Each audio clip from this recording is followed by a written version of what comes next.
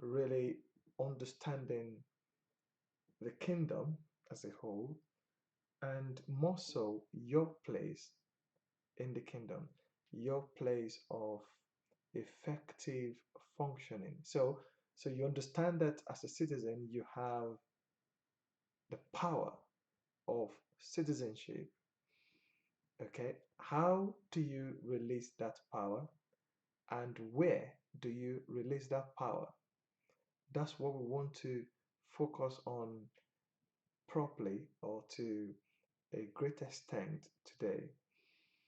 Um, Let me just quickly say that the recording of last week isn't the sort of quality we are looking for, but we've just left it in there for all it's worth. Um, I think one or two people have found it useful, so for their sakes, we will keep it on there. And this is just to show that we are very much work in progress. We're not afraid to be wrong. We're not afraid to really show the process of our growth. Sometimes it's commonplace for people to show that, oh, we're all perfect, everything is okay, we're always on point. Um, and what that does is it paints a picture that is quite unrealistic, especially to people who are up and coming, people who know that they have weaknesses, people who know that there are things they are working on. So when they see only the very best part, they, in a sense, believe that they always have to be so perfect, they have to be so elaborate, and so they are afraid of failure. And when failure happens, or when something doesn't go as planned, then it feels like the whole building is coming down, everything is crashing on them. Uh, but the truth of the matter is, most people who have ever won anything at all, anything worthwhile, have had many failures. They've had many times when they stumbled. They've had many times when things didn't quite work as planned. So, what I thought I would do is just really leave that in there, um, to show that it doesn't always go right all the time. And if you make mistake, if you stumble, know that that is not final in itself. That is an episode, but you are always in motion. You are always moving. You're moving to a destination, and your story is not finished. So the failure that you have seen, that you have ever experienced, doesn't define you. You are not really the failure that you experienced. So you can you can step out again. You can you can let your failure remind you of what to improve on. You can let the not so perfect picture tell you to strike a better pose next time. So that's exactly what this is intended, or that video of last week is intended to communicate.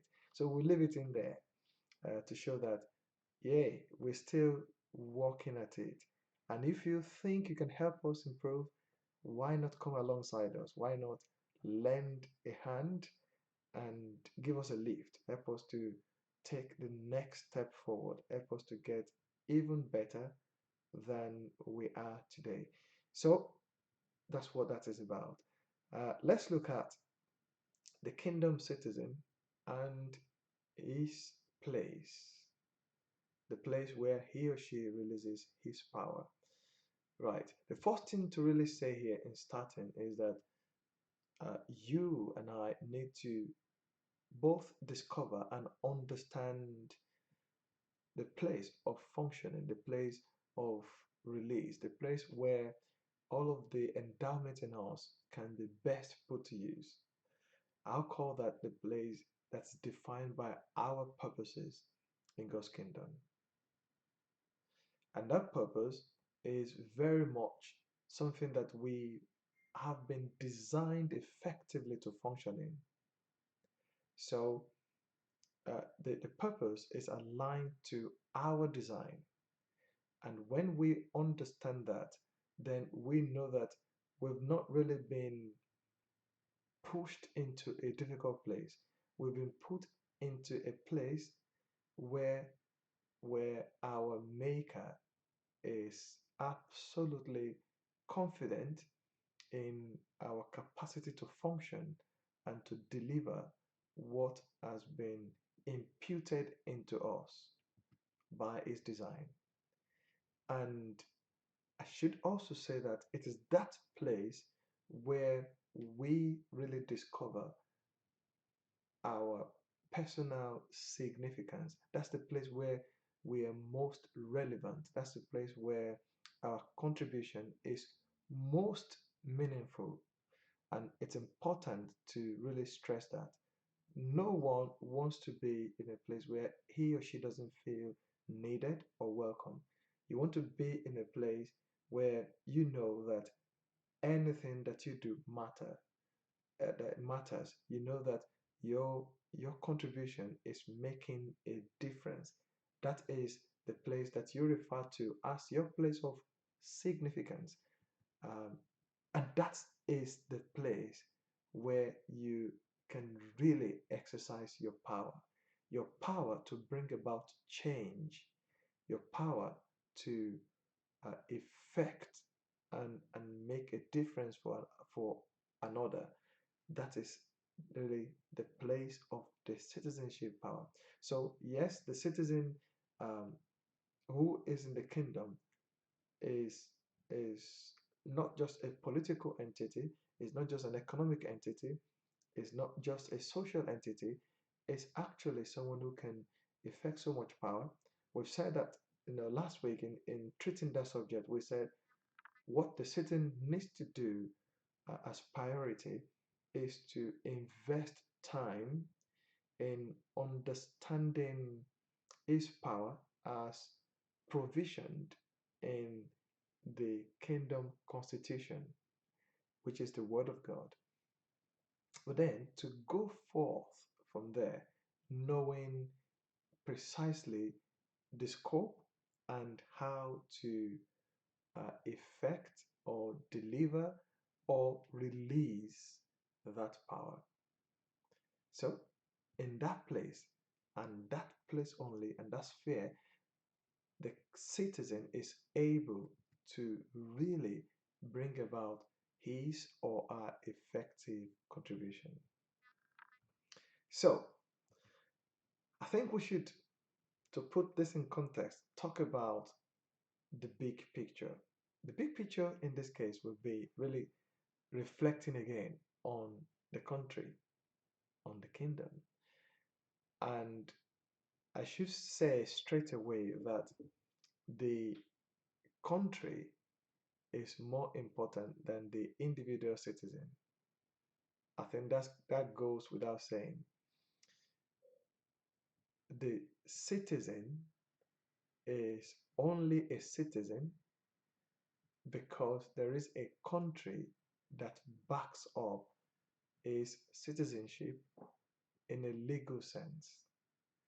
There is a country that backs up the rights, the privilege of that citizen. That is fundamental. That is absolutely important. There is a government, a governing influence that guarantees the rights and the privileges of that citizen. Okay, that is very important. That is the big picture. Now, the thing about this is that in the kingdom, the king is the most important person. So everything the citizen does is for king and country. Is for king and country. So you can see a picture, imagine there. That's why, if you look in the Constitution, you see a reference that says, and whatsoever you do, do it as unto the owner of the country, as unto the Lord. Okay, and then just side by side that particular scriptural reference, you can also see the uh, the priority that we've been asked to place on the country. So he said, but seek first the kingdom of God and his righteousness, and then the country guarantees that all of your needs will be met. So that's why I say that everything a citizen does is for king and country. Okay, I'm looking at the big picture so that everything that we talk about today, and as we move on, can be put in the proper context.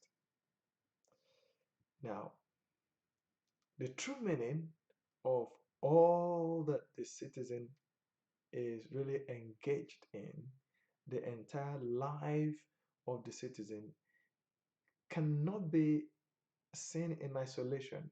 It has to be in the context of the whole, of the entire country, what the country really is about, what the country seeks to project, what the governmental mandate is, what the culture of the country is.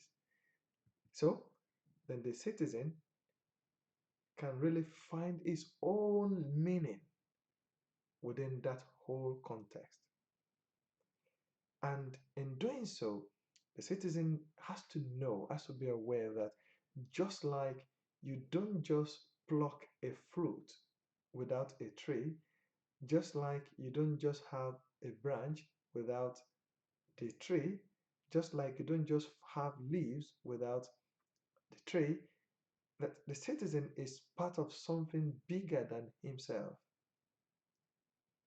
and that there is a reason why the citizen is.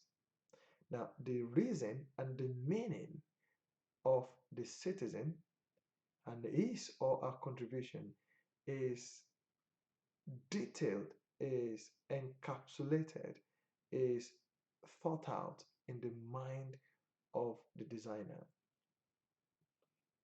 Look, if you have any uh, tool, any machine, a car, a telephone, any piece of equipment, and you open it up, in fact, without opening it up, just look at just about any feature on that component. For example, you look at the headlamps of your car, you know that that that headlamp or those headlamps, the pair of them, actually have a meaning in the whole and wide context of the vehicle. So the citizen also has a reason, it has a meaning, and that meaning is always something that is in the mind of the designer, in the mind of the creator. That reason is what you would call the purpose. So a citizen is not just floating about in the kingdom, it has the purpose, the a reason why he or she is in the kingdom. Now, I want to really tie this together because sometimes when we talk about purpose, it sometimes looks like something far-fetched, something that we have to struggle to get to. And so people go about and saying, I don't really understand my purpose. I don't know what I'm supposed to be doing. Well, if it's meant to be that difficult, then then every citizen should have an excuse for not fulfilling their purpose. After all, it's so difficult and it's it's almost impossible to discover. But that is not the case. That is certainly not the case. You could almost say, well, I can't see the big picture, so how can I understand what my own part of that big picture is? Well, it's not meant to be difficult, and it isn't actually difficult. Let me tell you what I mean. Now, The purpose of everything is built in into itself, so that when you look at that thing, you can begin to predict, you can begin to almost um, infer what its purpose is. But better than that, I think in the context of every citizen, what God has done is to actually hide our purposes inside of us. And it is in a sense that the purpose that is hidden inside of us constantly talks to us. It constantly talks to us right from, you know, the inception of our lives. What I mean by that is this. One of the clearest way in which your purpose speaks to you is through the language of your desire. I think I can confidently say that desire is the language of purpose. Um, I'm coming to that assertion. I'm coming to that um, viewpoint that desire is actually the language of purpose.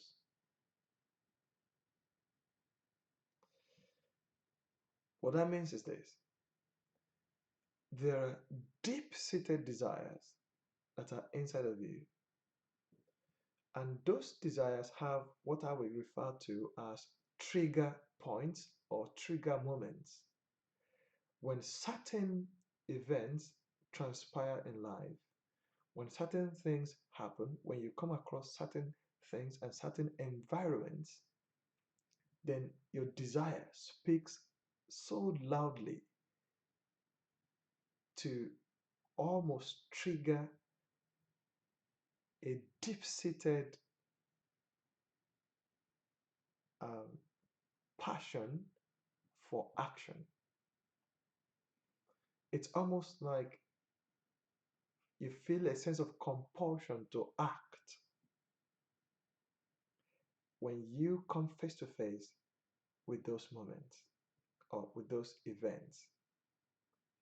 That's what I'm referring to as your the triggers of your desire. They're like the handles with which you open the door. Now, that is very important because as your desire speaks to you, as it um, in a sense spurs you to action, then you should, and it's really intended to communicate to you what really you are caught out for. It's an indicator of the purpose that's trapped inside of you. That's why when you listen again to the Creator or to the Constitution, to the portion that talks about us in this sense, it reads like this. It said, delight yourself in the Lord, and He will give you the desires of your heart.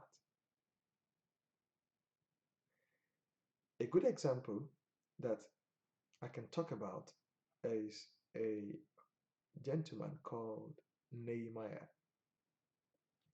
Nehemiah was a captive in a different country. If you want to be nice to him, you could say that he emigrated to another country, but that wasn't the case. He was actually taken out not by an act of will, but life happened to him. So he was in a totally different country. And he would probably carry on with his business from day to day.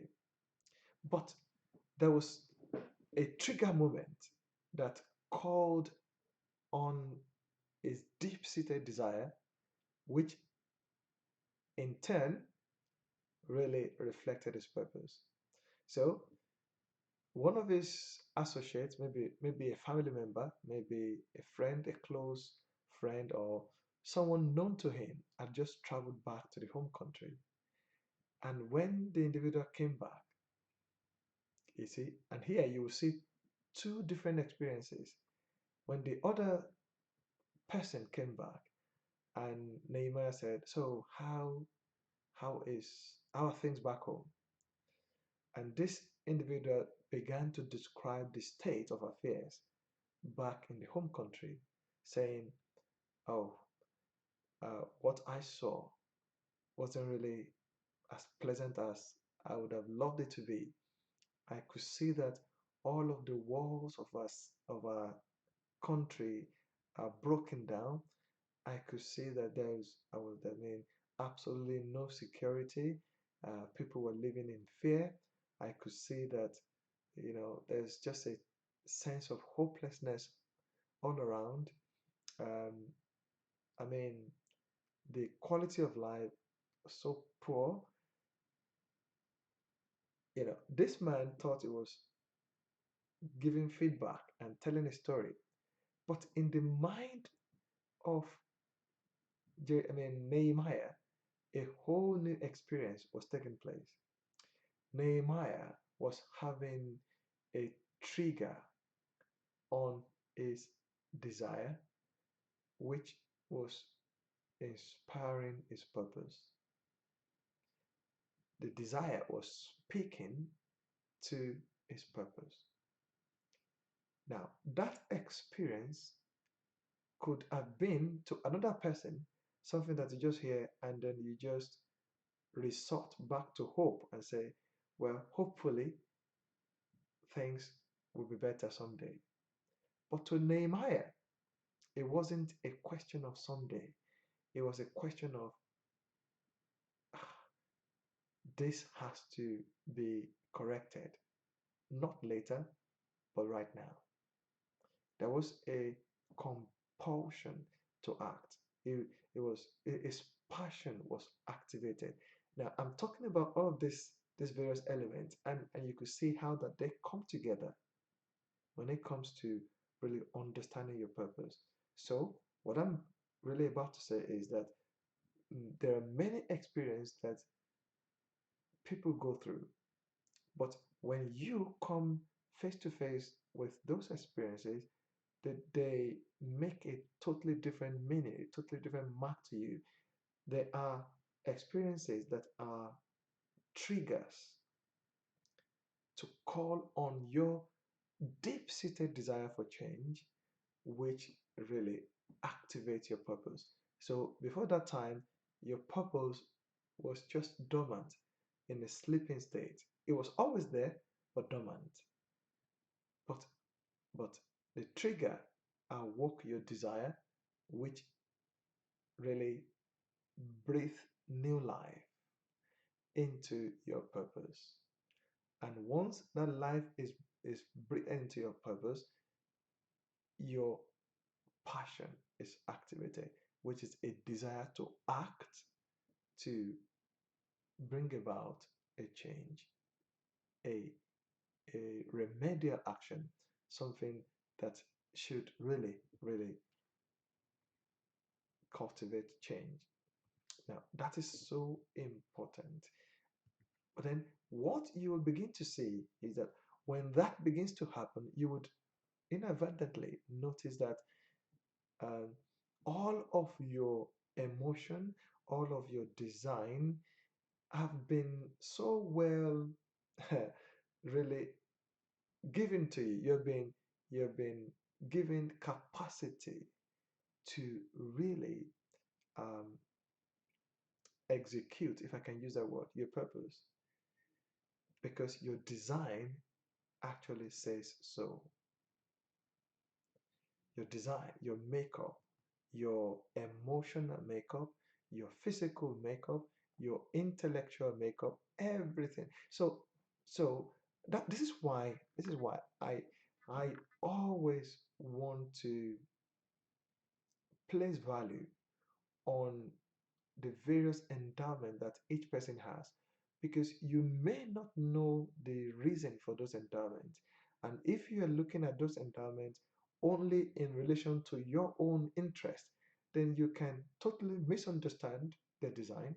You can totally disrespect the design. You can totally overlook the design. You can, I mean, you can do all of those things other than the right thing in relation to the design that you see, simply because you don't understand it. That's why I like to talk about the puzzles a lot. Because when you look at a piece, just a piece in isolation, I mean, just by mere observation alone, you almost can't make any sense of it. You think, why is this shape so ugly? Why is this really bent out of shape? What's the point of this incongruent shape? What's the point of this accent? What's the point of this height, this size, this complexion, this, why are you even born where you were born? So you begin to look at all of this. I mean, why does it look so awkward?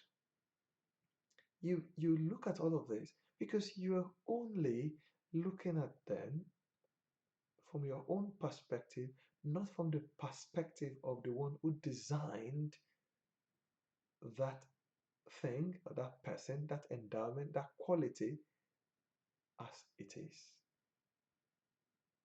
So you are looking at things as they are, but not for what they are.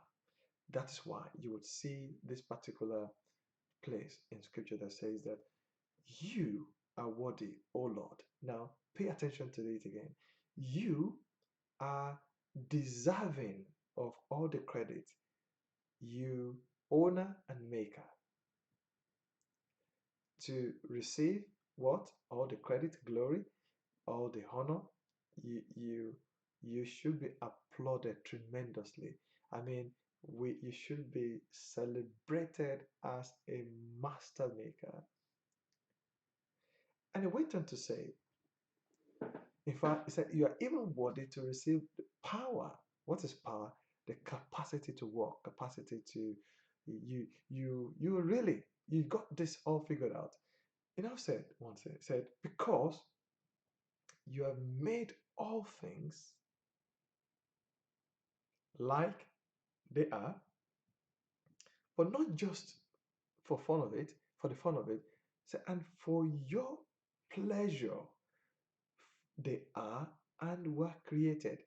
In other words, in making these things, you really had an end that once accomplished, you would totally have a sense of fulfillment.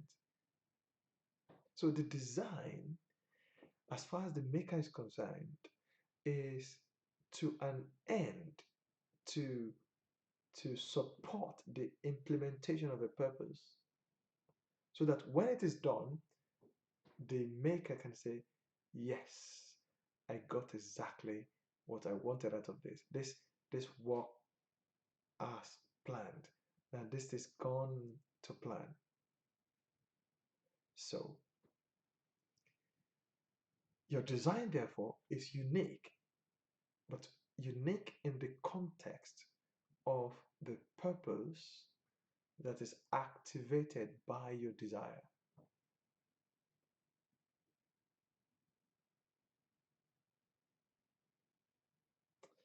So your design can predict your function. Although, if we just, it depends on how we look. If we just look at it just in the context of our own subjective sense, we can totally miss it. But if we manage to look at it from the objective, from the superior sense of the maker of the design, then we would really come to terms with what the function should be. So when I talk about design, I'm really referring to all of the giftings, all of the potentials that are locked in inside the citizen. So as a citizen, yes, there are There are things locked away inside of you. Some of them are used, and they are used in various contexts, various environments. Some of them are not the actual environment where those gifts will bring about the most desired effect from the perspective of the maker and even your own perspective. But they still get called on every now and then. Let me explain that. The present states, the present environment in which your gifts are being called upon that are not actually the ultimate place of delivery of those gifts are the places I would call your preoccupational states. They are the places where you are preoccupied prior to being deployed in the place where the real the real value, the real potential, the real effect of those gifts and potentials will be really realized. What I'm saying is this. That's why we sometimes have occupations, employment, I meant to say. That's why we have employment. That's why we have areas where, we get busy. Um, a case in point, I mean, if I use the story of Nehemiah still, so it was definitely skilled enough. He had the hard skills and the soft skills to work in the king's quarters. You know, I mean, in the king quarters, in the king's court. Let me put it that way. He could walk in the king's court, and stay before the king. So somehow he had executive traits inside of him. You could say he was an he was in the context of consulting. You would say he was a management consultant candidate. He could he could he could stay in the presence of power. But you would have thought his best gift was just to present the wine, um, and dress up for the big occasions. You would have thought that was really the ultimate. And if he could manage to become the head butler, oh, then life is good. But it was more than that. And if you ask the king, that's all the king will say. If you ask all of his colleagues, those who are happy and those who are jealous of him, they'll be thinking, if only this guy becomes the head butler, we would either rejoice with him or we hate him even more. But that was not the essence of those gifts that were inside of Nehemiah. It was such that this was actually a city builder. He was someone who could interface between government. He was a an ambassador in waiting. As a matter of fact, it was a government in waiting. It was a pioneer of a government. And all of that was just in waiting. But but the gift that he has, the gift didn't change. They were only deployed in a whole new context. That's why I'm saying that your gifts are being used right now in certain environments, and because of the uniqueness of those environments, those gifts can be looked down on. They can be it can be like, oh, he's doing too much, is overstepping his bounds. Who's asked him to do that? Who gave him the permission to do that? All of those could be happening. Now, that's not that's not necessarily a bad thing. It just means that, look, there's so much more inside of you than the place where you are currently preoccupied. But your preoccupation is always a precursor to where you would be ultimately deployed in following the plan and the purposes of your king. so that that which you must do for king and country, you already have the endowment and the design to do it. Let's carry on. So, the biggest mistake that I suppose a citizen can make is to always try to define itself in the context of another citizen who seem to be either having some other forms of demand on his gift and potentials, whether more or less. So you could say, well, this person is doing so much more with his gift, and I aspire to be like him. Or you could look at another person and say, this person isn't doing enough, and I'm better than him. Either of those comparison is really uh, unwarranted. Well, you can see if you're thinking the way I'm thinking, exactly where in scriptures where it was referenced that people who compare themselves one to another are really unwise. You know, it's not born out of the proper counsel to to look at your design, your abilities, your endowment in the context of someone else. You would end up in some form of comparison, and that comparison will either deplete you or make you feel better about yourself. You think, after all, I'm better than that person, or oh, I still want to be like that other person. Those, look, that does not really give the proper indication of why you are as you are.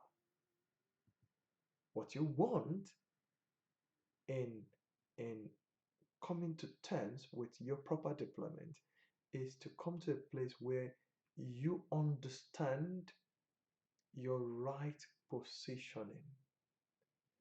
You understand the place. When I say the place, I don't just mean a physical place. I'm also talking about the state, STATE, of your proper deployment.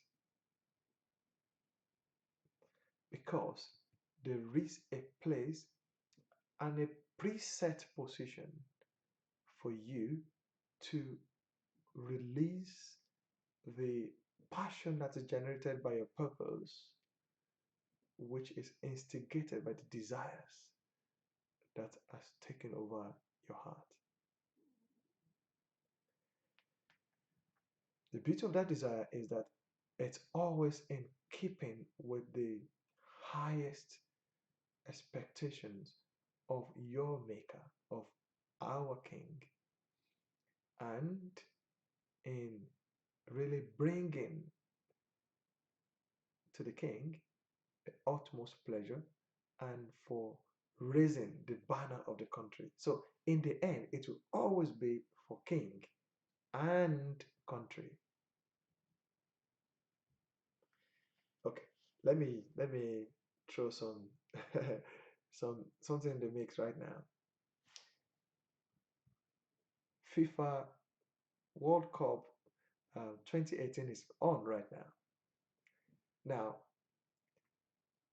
each of the players that go on representing a particular country is there not really on his own terms, as it were, is there representing a country. So whatever he does in putting on the jersey and kitting himself up is really for a country.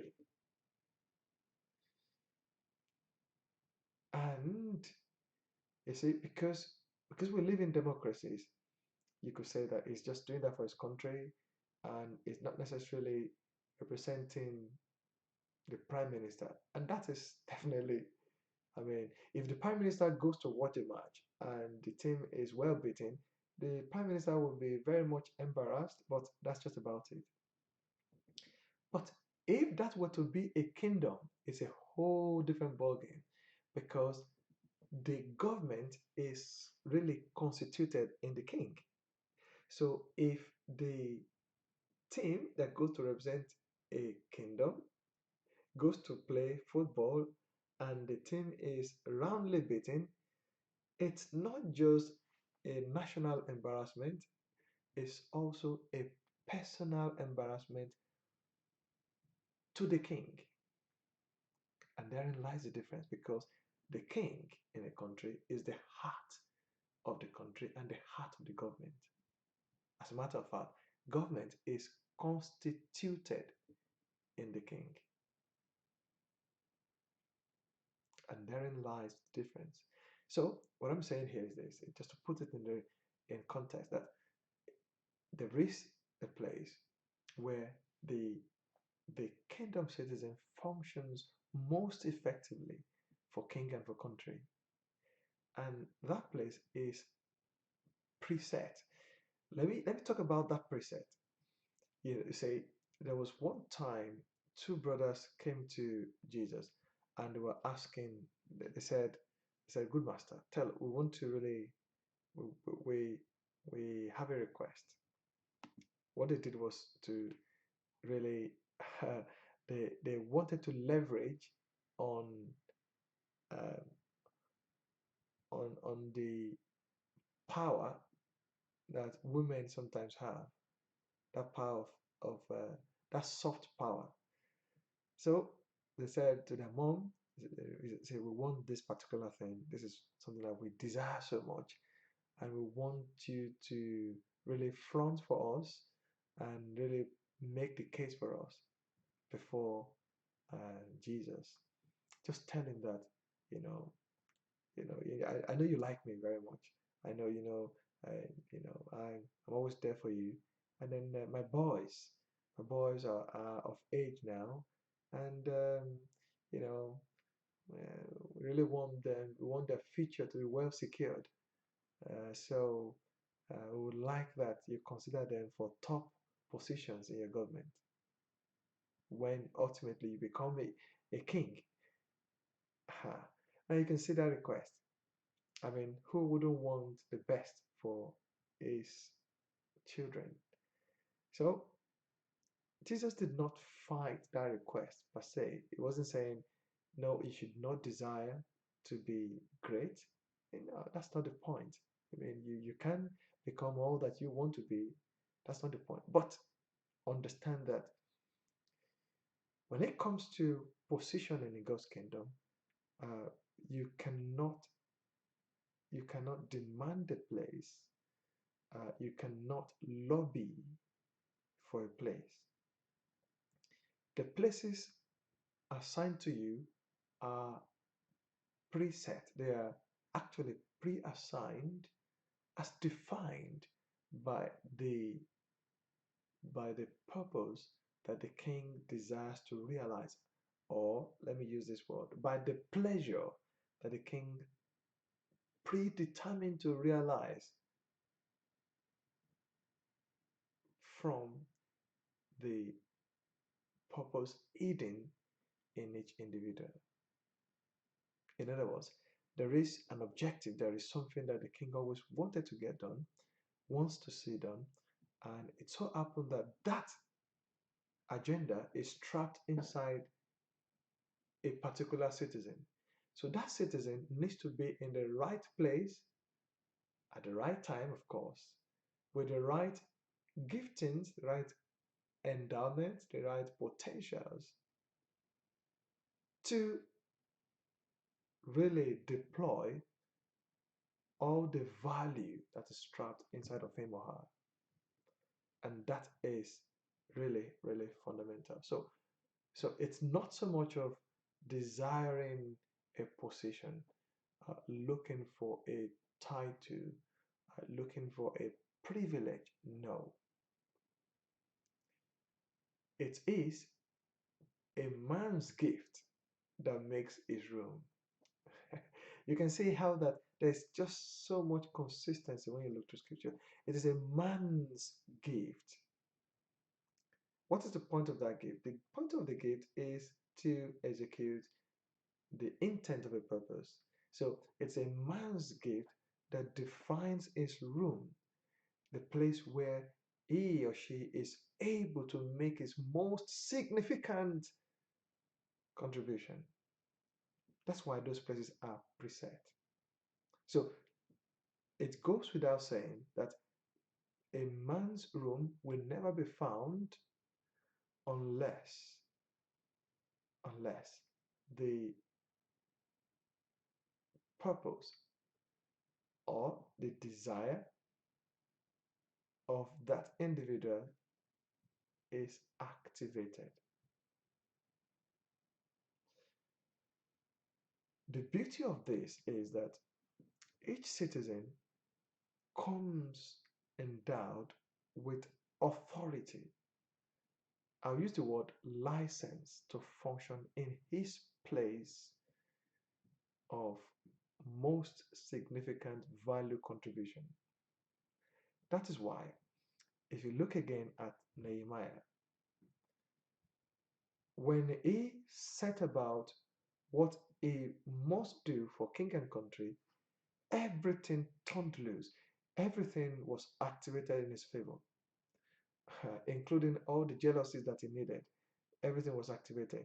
He it was such that all of the favor he needed, all of the um, acceptance, all of the wealth, all of the, I mean, you could almost call it an overnight change because the time everything came into alignment for him, everything came into convergence for him, such that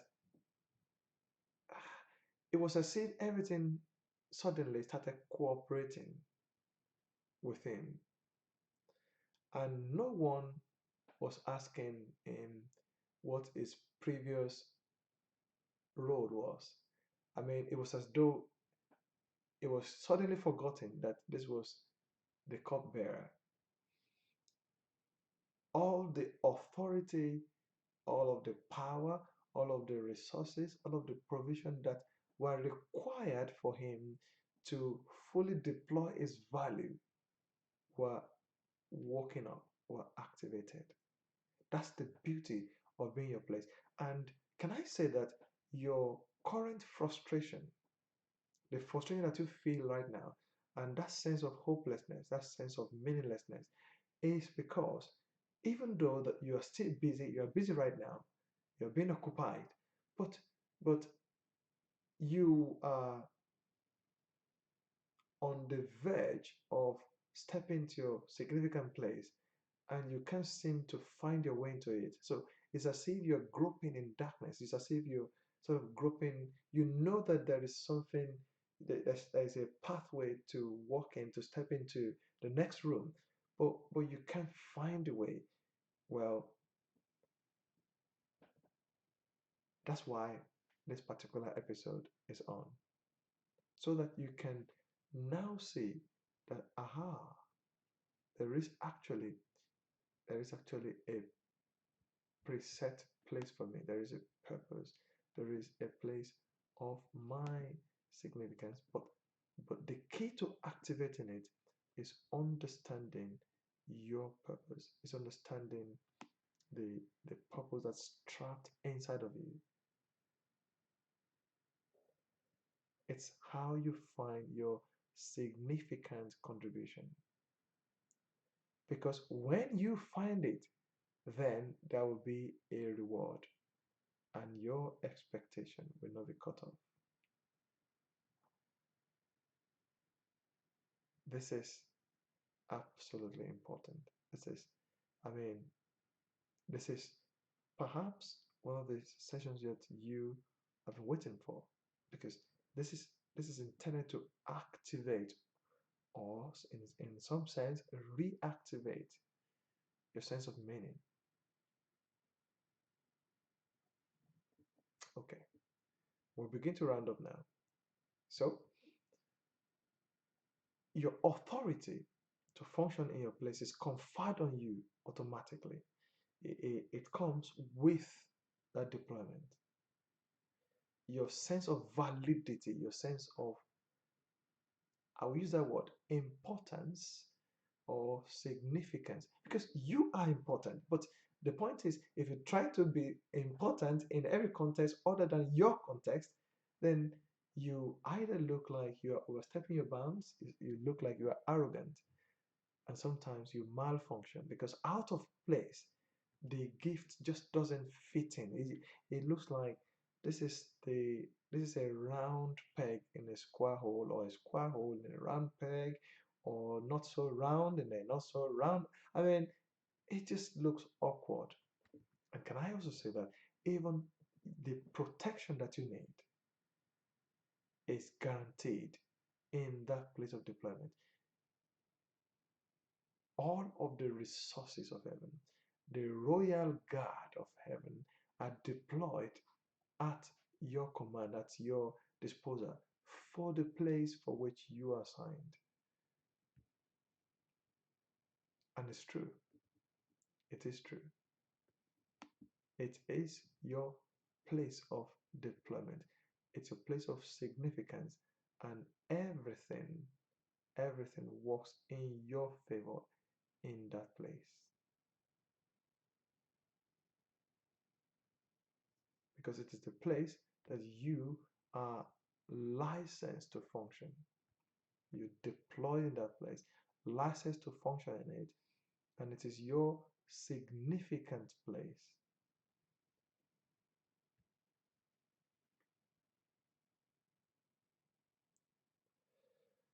Right, let's round up. As long as you abide in that place, you are protected, because your value to the king and to country is actually what protects you.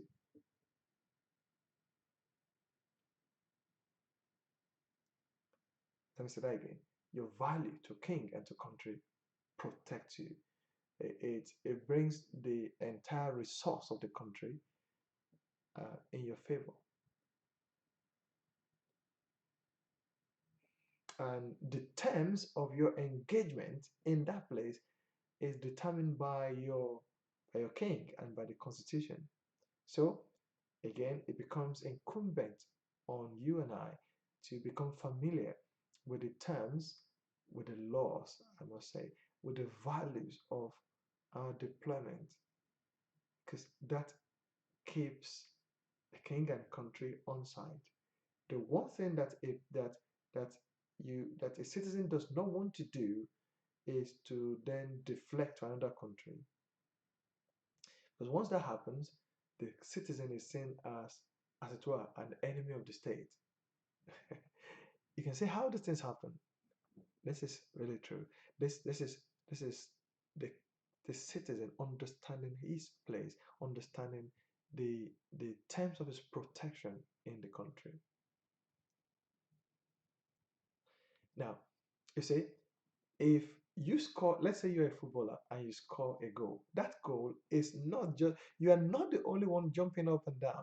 The whole country is leaping and shouting and flag waving and all that, because you simply have just lifted up a whole country. Even the government also is begins to be jumpy. You lifted, you're giving a boost to everyone. It's for king, it's for government and for country.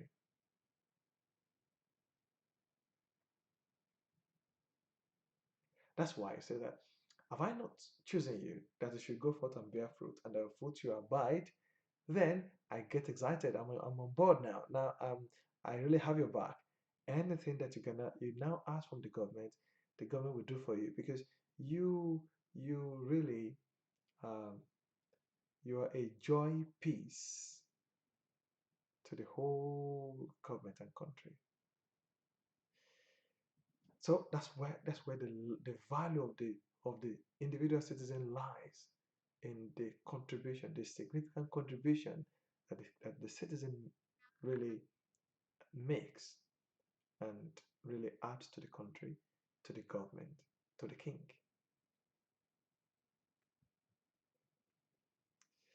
We must stop there, and hopefully, well, not hopefully, by the special permission of our king, of course, can say hopefully, we'll come to how that, yes, even though the citizen has this contribution to make, that is not done in isolation.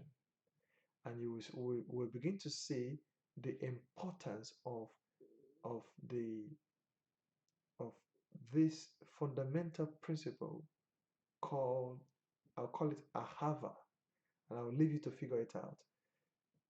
How that is important between citizens, between citizen and country, between government and citizen, and in the other relationships of the citizen. We will come to that next time. Well, let's stop here for the moment and ponder on what we've been discussing. I hope this link has functioned well for you on Facebook. If it hasn't, um, then we have to make sure that the recording is available. Um, so then, until next time, we will pause here, we'll hold the thought here, and then we will converge again same time next week. Thank you for your attention. Thank you for your contribution as well. Until next time, thank you and God bless. See you next time. Bye bye.